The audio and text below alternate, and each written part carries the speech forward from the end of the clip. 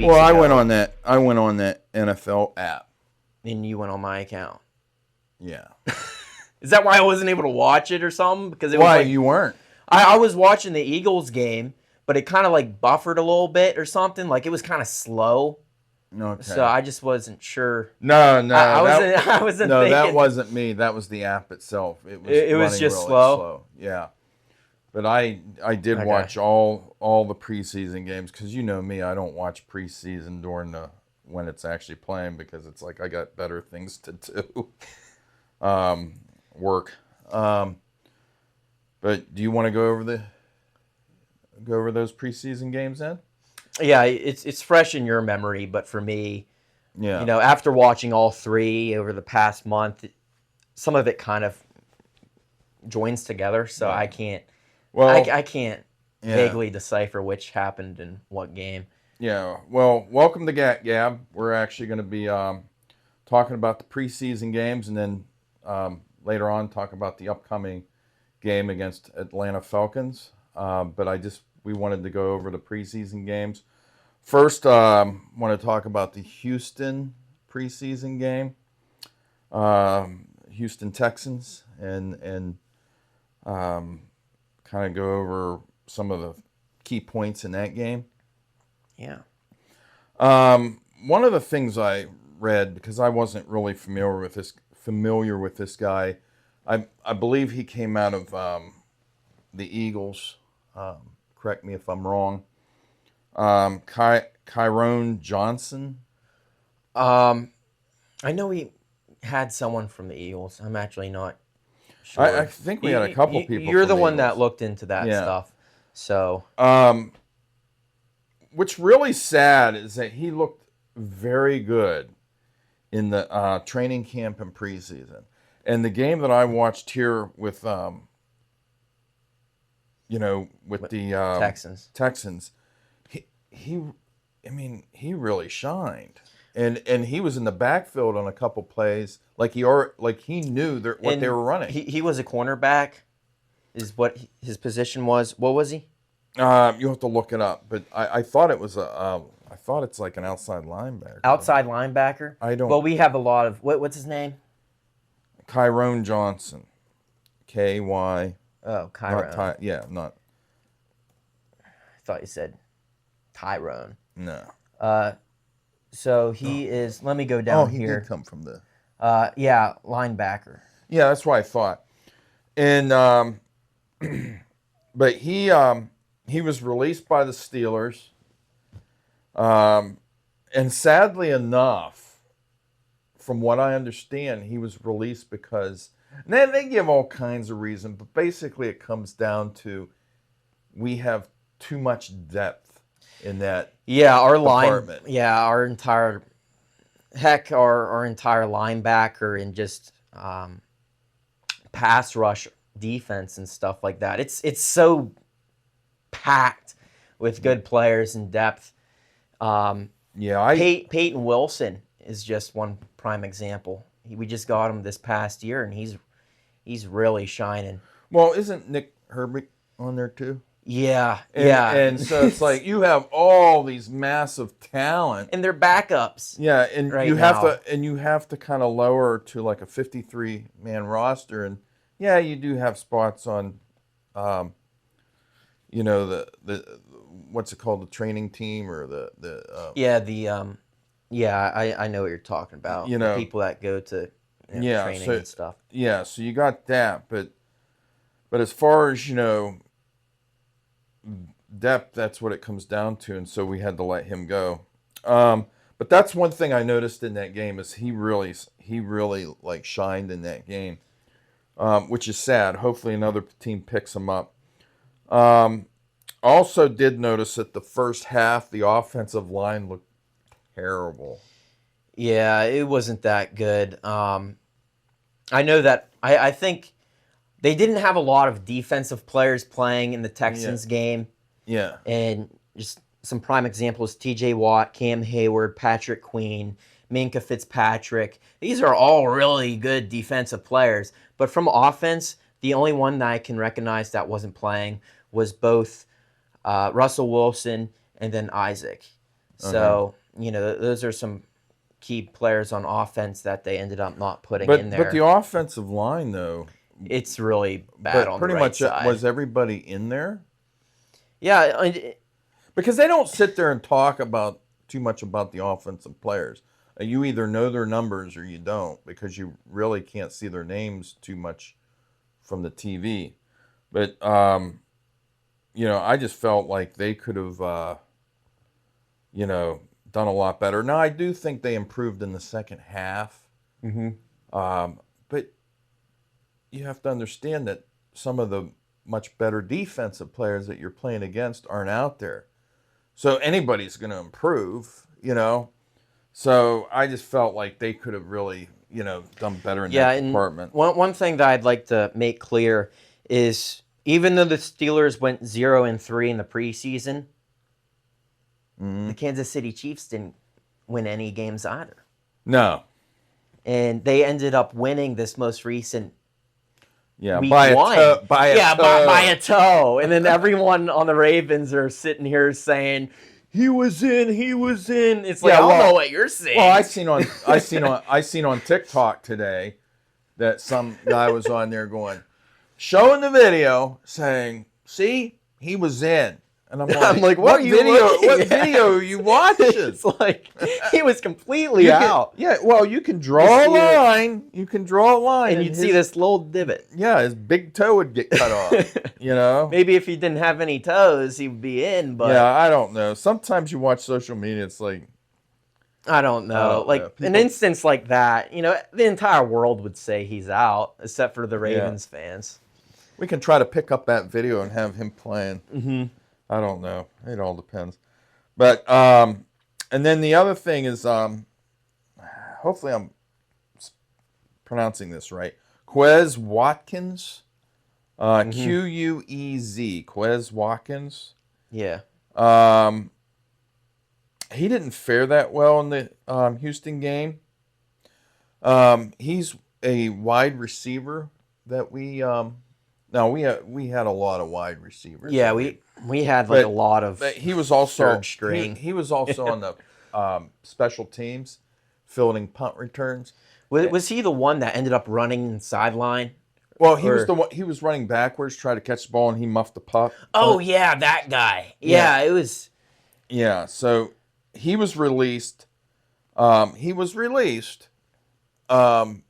But then he was signed back onto the practice squad 4 days ago. Yeah, the practice squad. That's what it is, practice squad. Yeah. But he was signed right back onto the practice squad only 4 days ago. But from what I understand, he's not that bad of a receiver. I mean, he's fast. Mm-hmm.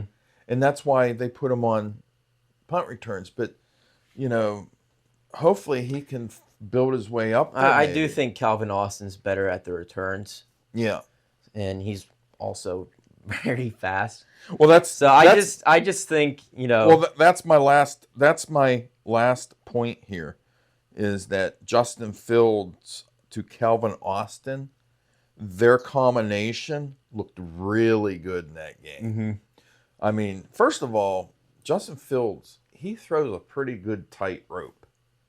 So when he throws a ball, boy, is it nice spiral and nice and and there was. I know that Russell Wilson didn't play at all in that first game, but I thought Justin Fields played really good throughout the. But he had a lot of throws to Calvin Austin that were really for some good yards.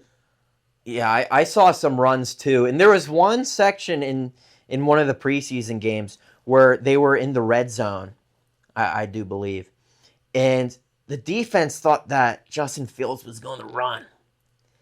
But he gave it to one of the running backs. Oh, that might have. I think that was in the Detroit game. Yeah, I was looking at that and I'm like, I was thinking he was going to run. The defensive player goes up to Justin Fields like this, and he realizes he don't have the ball. Yeah, the running back already went through, or whoever it was. Yeah, he completely tricked him. Yeah, that tricked everybody. Yeah. Now let's go to the Buffalo game. So I looked at that one. and actually I watched that one quite a bit, even though it was a very boring game. Yeah, what was it, 9-3? Steelers had 3. Yeah, nothing but field goals. But you know what?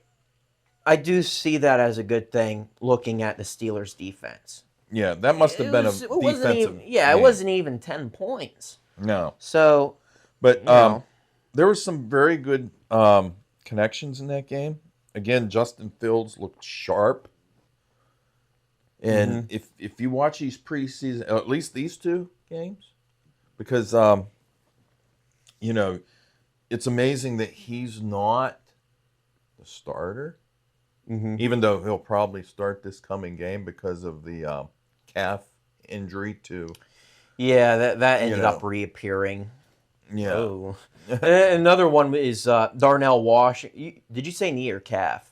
For calf. Okay. Yeah, Darnell Washington had a knee injury, and I'm pretty sure that was the problem with Darnell Washington in college. So he ends up getting this knee injury. He did. Yeah, he ended up getting this knee injury, and a lot of fans were like upset. I'm looking at this like probably should have expected him to get injured. I'm sorry, but if you're prone to injuries in college, you're probably gonna get injured in the NFL but too. The other thing that I really looked at in that game that really shined was actually Justin Fields' running ability. So it's like it's basically he has that option, in instances kind of like Ben Roethlisberger, where you think, running. Well, no, where you think he's tackled but gets away. Oh, okay. I was gonna say Ben Roethlisberger. No, Ben wasn't much of a runner, but boy, he could get away from. Oh yeah, absolutely. There was one where you think he was gonna get tackled, Justin Fields, and he breaks away and he makes a completion. And he's nowhere near the size of Roethlisberger. I mean, Roethlisberger was just he'd plow people over. Yeah, he was just sure strength. Yeah, he was built really big. 6'5"? I think he was like 6'5". And then I just made a note of this because Mitch Trubisky was playing in that game, and I'm like, thank gosh he doesn't play for us anymore. I was telling my dad earlier, I'm like, that's probably the best throw that Mitch Trubisky has made to a Pittsburgh player. Yeah. and you mentioned... At one point, I thought he was still thinking he was on our team. So I'm just like, you're not on our team anymore. Look down at your uniform. And you're not a Steeler. Like, I kind of feel bad for him because he was in the... He was picked in the first round, and what was he, number 2? Mm-hmm. So, who picked Mitch Trubisky in that draft? Was it I think it was the Bears. Yeah, it was Chicago. Yeah, and it's like, I'm pretty sure that Patrick Mahomes was in that draft too. So it's like, oh man, Kansas City got away with that one. Yeah. I feel bad for the Bears because, I also feel bad for Mitch Trubisky. You know, he ends up not doing that great in the NFL. But I'm happy that the Steelers ended up getting rid of him.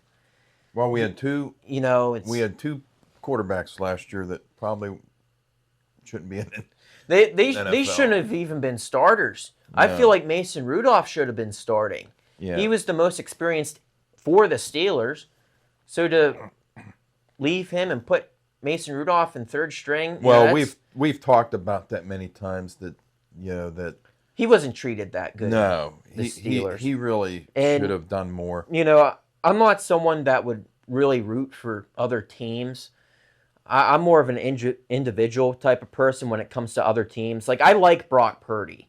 I think he's very hated for no reason. What? Because he was the last person picked in, the 2022 draft?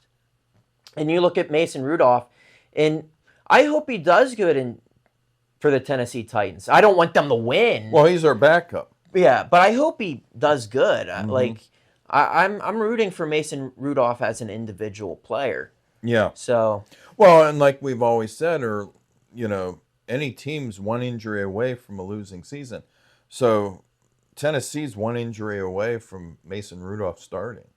Yeah. So, And that's another reason why we don't do this sort of, let's predict the whole record for the Steelers. Yeah, we don't. A lot of people do that. Yeah. And you rate it based off of everyone being healthy. Well, that's never the case, and when the teams that you play against, they'll have injuries too. We'll give our decision based on the game coming up. Yeah, we'll give our thoughts yeah. on the game coming up, but the entire season, no, like not at all. That's a lot of weeks, and that could be a lot of injuries.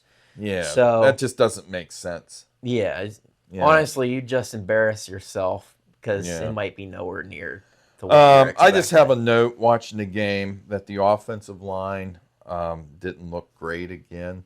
They never did in the preseason. It's like they haven't been looking that great for the last few years. And then, and I think we already talked about it being a boring game as far as offensively. It was definitely more defensive. Didn't have much on here on the Detroit game. I watched it. I think majority of the highlights were Detroit. Well, Jaylen Warren, I think that was the game where he ended up going out. Yeah. And, it's great to see that he's back because I looked at the injury report today and yesterday, and it said he was a full participant for it. So that's don't good. Quote me on this, but I put on here Van Jefferson may be the wide receiver we needed. And I read that he's going to be opposite of George Pickens? Yeah. As far as outside receiver? Yeah. He will be the opposite side. And I'm pretty sure that Calvin Austin will be that kind of person that will do a couple deep throws. He'll definitely be the returner for the football, but he'll probably be a runner too. But that Van Jefferson looked good in that game, which I was like, he had some very. But there was a couple other players I thought looked good too. Like I think one of the wide receivers was Des Fitzpatrick. Mm-hmm. They didn't pick him up again. I think don't quote me on this, but I think the Chargers picked up Des Fitzpatrick. Okay. Let me look this up real quick, whether or not he was picked up by the Chargers. But the play that I think it was the play that Justin Fields had to scramble out of, and he was about to get sacked, and he threw the ball, and one of the wide receivers ended up catching it. I think that was Des Fitzpatrick. So let me look this up real quick. It says Los Angeles Chargers is who he plays for now. So, I think he's a practice squad, actually. But either way, however you want to look at it, there is a team that thinks that he's worth something. Yeah. So, Des Fitzpatrick was definitely an option to pick up and keep on the 53-man roster. Well, my concerns going into the regular season from the preseason, and I've mentioned this a few times, offensive line, special teams on both sides of the ball, and then our defensive secondary. Yeah, there's a lot of breakage. It's not even as much as like the corners. It's just that even when they're running the ball or they catch in midfield and run the ball, we can't tackle. I mean, why are they not tackling anybody? I mean, it's like... Yeah, the run game, like the run defense towards I think it was the end of the Lions game, it was really sad to look at. Like the Lions were gaining like over 5 yards a carry, and I was like, no, it seems not the backups. It seems like our secondary over the past, my goodness, seems like since Palomalu, I mean, it just seems like we don't have a very good secondary. But our starters are excellent. Well, the starters are excellent, but like I said, they're cooking. But anybody that, I mean, we have so much depth on the line, so much depth, with the linebackers and that, but not much in our secondary, and that's critical. That's critical. The two things I said about the preseason, because not a lot of that stuff carries over to the regular season, but the two things I say will always cross over is penalties and special teams. Normally that would always carry over. Like how you'll return the ball, field goals, how well the punter does, which, by the way, I think the punter is excellent for the Steelers. He is really good. He can kick that ball. Yeah, he can kick it way in the 5. It's great. And Well, doesn't matter now, what position the Steelers are in. We got to get used to this. Now it has to land within the kicking zone, the new new zone. the landing zone, and it's. I understand why they do it. That way it feels more energetic. But I don't like that the contact doesn't happen sooner. So I feel like they should have just moved the place where you kick it farther back so it doesn't land. Yeah. Didn't you say that's what it used to be? Well, not as much for punting. You mean kickoffs. Kickoffs is what's changed. Yeah, Did I say punting? I don't know. I thought you did, but I might have did. But the kickoff rule is what changed. Yeah, I think you said our punter's good. Yeah, our punter's good. But the kick off, it used to be, I don't know, used to be farther back. Yeah, like 10 yards back. Well, then they moved it up so that way, you didn't have as many kick return. I don't know why they did it. Yeah, then they move it back to like this new format where it's like a landing zone for the kickoffs. And I'm just thinking, like, can we stop changing the rule book? I have to keep track of this every year. And then don't get me started on the hip drop tackle. I think that's kind of just, honestly, it's making it harder for the defense when you change all these rule books. And, Yeah, they've changed quite a bit. Some of those I think are warranted, like the horse collar tackle. or like tackling with the head, because that can be very dangerous. Mm-hmm. But or hitting a defensive receiver, I understand that. You don't want to hit somebody that's unaware. You don't have to hit that hard. For a receiver. Those lights turned off. They just turned off. How did they turn off? I don't know. They're plugged in. Is your thing not working?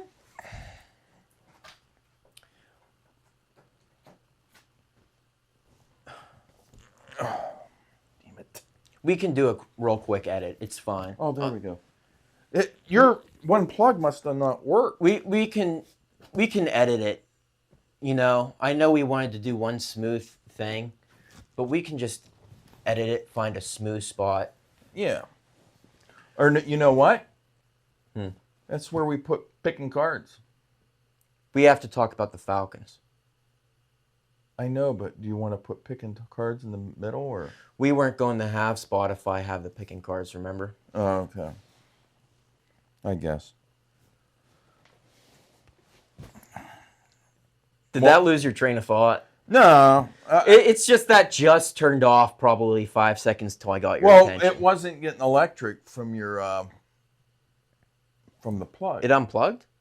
No, it's just maybe that bottom plug doesn't have electric running to it. That's weird. That kind of sucks because it felt like we were in a mood, Yeah, well, we'll get back in there. You want to just talk a little bit? Yeah, let's just talk a little bit, and when we feel the need to start talking about the whole. Well, I think one of the things that I think my leg was up here like this. One of the things that we want to start talking about, or the next thing that we're going to be talking about, is the upcoming game against the Atlanta Falcons. Yeah. So, do you think at some point we should have a almost like a time marker so that we know how long the podcast is stretching out to? Because you don't want every episode to have like one be 30 minutes, the next be like 40. Well, it doesn't matter. Really? You can always cut stuff out. All right. All right, let's just dive right in, talk about the game that's coming up against the Atlanta Falcons. You want to start? You want me to talk about Arthur Smith being the or once being the head coach for the Yeah. Atlanta Falcons. Let's see how that goes. Yeah, I don't see many people talking about how the Falcons might be predicting the Steelers. Right now, the offensive coach for the Steelers is Arthur-Smith, but he used to be the head coach for the Falcons. And I'm questioning whether or not this sort of situation going on will be a problem for the Steelers offense. And this might actually be a test for the Steelers offense. Will they be good or will they not? I know that they're looking at Russell Wilson probably not playing in this upcoming game. So I'm looking at this as a sort of job opportunity for Justin Fields. This is his time to shine, and Arthur-Smith this is also his time to shine to show us what we haven't had for the last couple years with Matt Canada.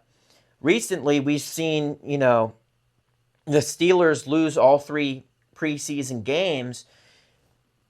Maybe last year, Matt Canada was revealing his entire playbook.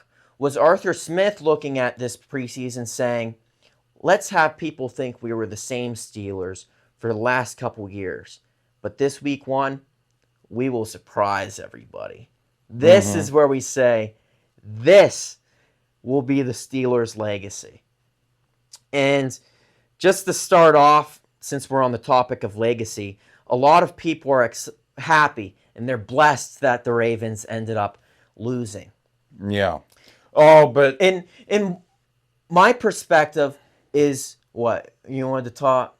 Well, no, you can go on. Right. But I'll go on. But my perspective is we cannot be looking at these other teams' failures for the Steelers to succeed. And I always address it as the Steelers need to build their legacy. We do not want the Steelers to drive to the Super Bowl looking in the rearview mirror, hoping that these other teams lose. And let's say, now this is like hypothetical. Let's say the Steelers end up winning the Super Bowl this year. If they do, there'll be no respect for that. People will be looking at this Super Bowl win and saying, well, they didn't really have a good team. It was everyone else just playing bad, I want the Steelers to be looking ahead and not hoping other teams lose, but that they end up winning. I want the Steelers to win, and I want them to prove themselves as just an absolute Super Bowl contending team. That's what I'm hoping for. Well, good luck with that, because that ain't going to happen. Oh, I said it was hypothetical, so... But you never know. Arthur-Smith, I'll tell you what, not with our current coaching staff. They're going to have to... What's it? You got to have some hope in Clean there. the swamp. But I just hope Mike Tomlin says, I'm gonna wake up. I used to be a Mike Tomlin. Oh yeah, I'm not happy with him either. Not anymore. I'm not happy with him either. He's had his opportunity, years of it. And he hasn't built nothing. The only person I think's really helping the Steelers out right now is Omar Khan. He's the general manager, but he's been doing really good with these draft picks, is what I think. And a lot of Steeler fans agree the same way. And a lot of the media, for the last 2 years, they said the Steelers had an A+ roster for the draft. Yeah, but it's like my problem with Baltimore lost. You know what that means? That means the Steelers are going to lose, because we never capitalize on something we should capitalize on. Oh, never. Look at last year. What was it? We lost to the Arizona.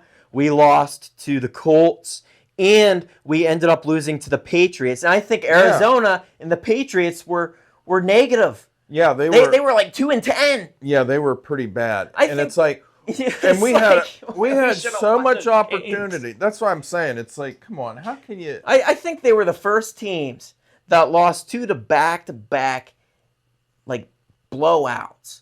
It was blowouts, and they were plus. Their record was a positive. Well, they lost to 2-10 teams, man. Well, this Atlanta Falcons game, the coaching's a real. That could be a real problem for us. because Atlanta, they know that coach. So it's like they already, yeah, he may mix things up a little bit, but it's like that doesn't change the fact that, if it's, 4th and 1, what play is he gonna run? They know him. Shotgun. Yeah, they're gonna do shotgun. Go Canada!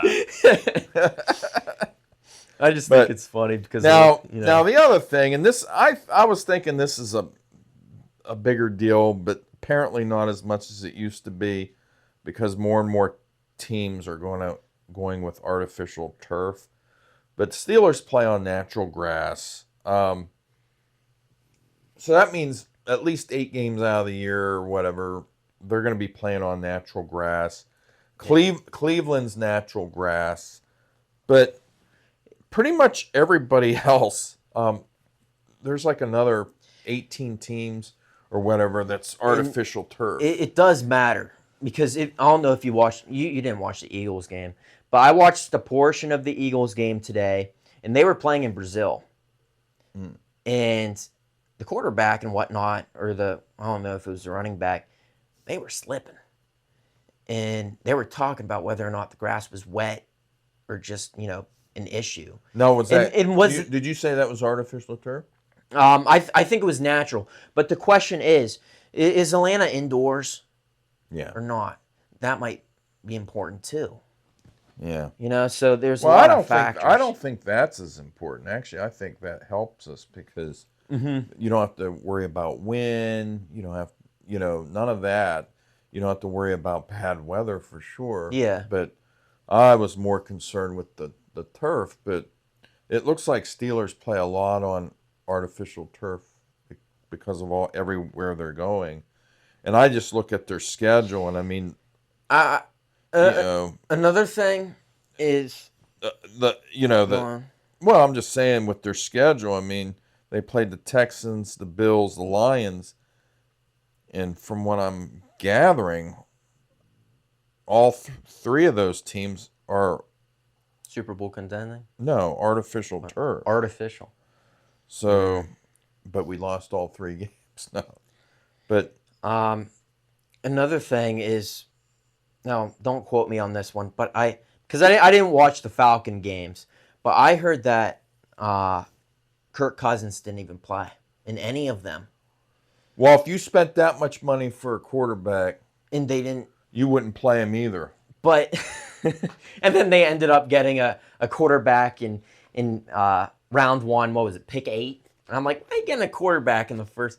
I've seen some videos of that, and it kind of just made me laugh because all the fans didn't like that. Yeah, well, they're doing these. But they didn't play Kirk Cousins. So the film that the Steelers will have to watch wouldn't be the same. So that's just another problem. We don't expect what we're going into. We don't know what Kirk Cousins is going to do. He might suck, but he might also be very good. He's floated around to a lot of different teams, didn't he? Yeah, he has floated, but who knows? Teams that Kirk Cousins played for. Yeah, you keep on chatting. Yeah, just look that up. But yeah, I'll just be talking here. I don't know what to talk about, but anyway, just these are just a lot of problems to look into. Is they don't have that much footage to. Oh, well, he didn't play for too many teams. I thought he played for more. I think only 3. Well, that's what he played for: Washington Redskins, Minnesota Vikings, and Atlanta Falcons. I don't pay attention to a lot of other teams other than Steelers. I mean, of course, certain teams that you do because they seem to always be in the playoffs, but like 49ers, you're really plugged into them. Yeah, Kansas City Chiefs. Like I said, I like Brock Purdy. I respect him, and I think he's a really good Christian. Then you have Dallas. So I like tuning into that. Who can make it to the playoffs. And then they're out in the first round. Yeah, they don't go much beyond that. How can you have such a powerful offense and never do anything? They must be rubbing off on us. So yeah, well, but so yeah. What is your anything else you want to say about this game? There's really not too much to say. They're NFC.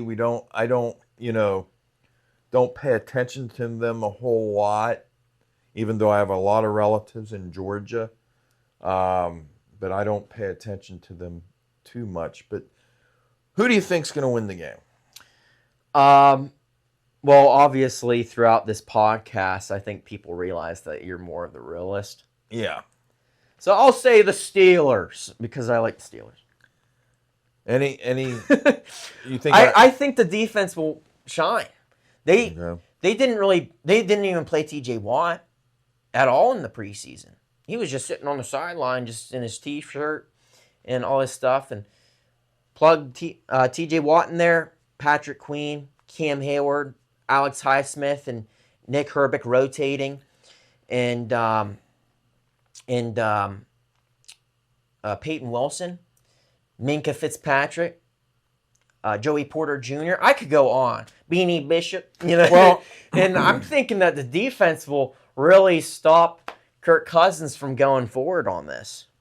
So I think the Steelers will be focused on defense, and Kirk Cousins and the Falcons will be focused on just their defense. I think this will be a highly defensive game. I'm thinking this is defense. It's battle of the defenses. I think the Steelers will take it home. I hope you're right. But I got to pick the Falcons only because I haven't seen anything in the preseason and offensively we're untested. Offensively our line's not that great. Hopefully they pick things up. Even though defensively we're pretty good, I don't think that that's going to be enough for us to win this game. I think they know too much about Arthur-Smith. I think that they have some of the advantages to like the field, but I also think that they'll be able to get to our quarterbacks, and it's been like that in recent years. Hopefully I'm wrong. This is the first game of the season, but we'll have to see. Well, you are wrong, so. Yeah, well, wouldn't be the first time. Well, I hope you're wrong. Yeah.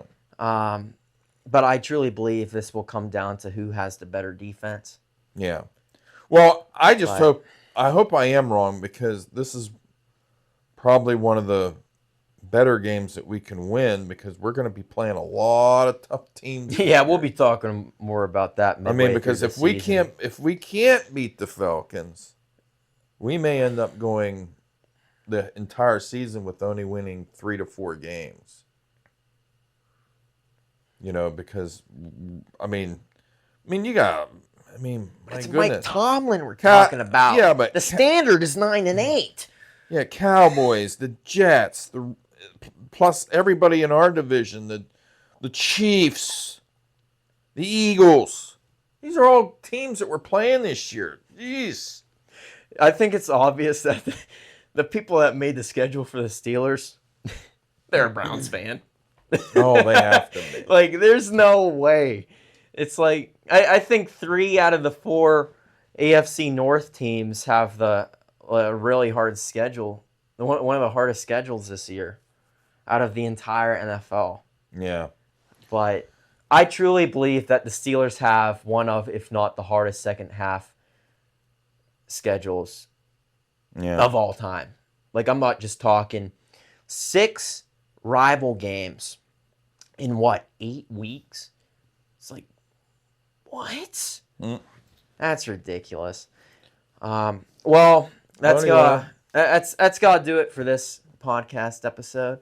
We'll be transitioning over to our bonus segment that you'll find on YouTube called picking cards. So if you haven't went to YouTube, we suggest going to YouTube. You'll find that section. But we'll end off in prayer.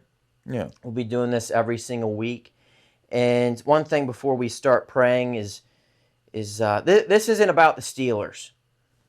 We believe that every single team and every single individual will... Our towel fell! Yeah, it kind of distracted me. Well, yeah, we have a... for those who are listening, we have a terrible towel here sitting in the... Yeah, woo! we have a terrible towel sitting in the... on the couch here, and it ended up sliding off. But anyway, we believe that the church is for everybody. Yeah. It's not just the Steelers. So one thing that we have to address is we have a website called gapgab.com. And in the contact section, if you want to send in a prayer request, if you're a fan and you want to send in a prayer request, just list your first name, email, and it says question for GAP GAB. Yeah. That will double down as a chance to send in a prayer request, or just if you have a question about the Steelers or the podcast itself, or just want to know more about us, send in a question and we'll talk about it on the podcast here for one of our bonus segments. Yeah. But I'll begin here with prayer and we'll just go from there. So, you good? Yeah. Lord, I pray that all the teams that will be starting out the season and all sorts will travel from one location to the next, because I know that some teams have to travel long distances, and I hope that when they travel that they'll all be safe and sound and nothing ends up happening. And one thing that I just have to mention, Lord, is Ricky Parasol from the San Francisco 49ers. He ended up being in a situation this past week. It was a robbery. It was a armed robbery, and he ended up getting shot in the chest. And even though he's doing really good right now, Lord, I just pray that you continue to heal him, make sure that he comes back into the season all prepped and prepared and better than what he was when he got drafted, Lord. And I just pray all these things in your name. Amen. Amen. And don't forget to go to our website, gapgab.com. You can see the podcast there. It's on YouTube plus most social media. And you also can hear the audio version if you're in the car on Spotify, iHeartRadio. I'm trying to work on Apple Podcasts. Yeah. I don't think it's on there yet, but we're trying. It's slowly growing. All right. So we'll see you guys next time. Bye.